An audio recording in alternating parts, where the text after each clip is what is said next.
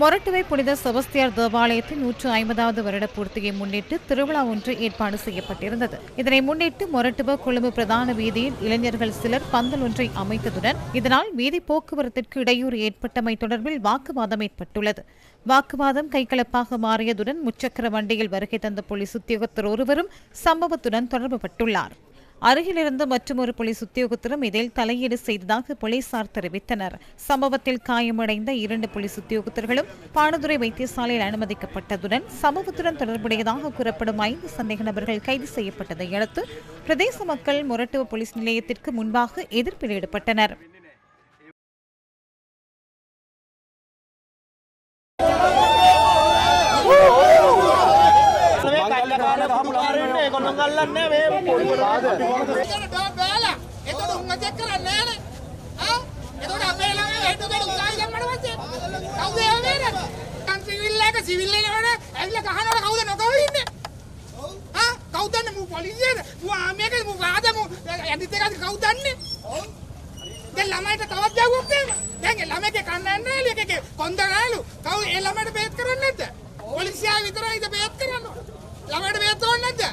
கைது செய்யப்பட்ட சந்தேக நபர்கள் இன்று மொரட்டுவ நீதிமன்றத்தில் ஆஜர்படுத்தப்பட்டதுடன் தலா 50,000 ரூபாய் பெறுமதியான 2 சரீரப்பிணைகளில் விடுவிக்கப்பட்டனர்.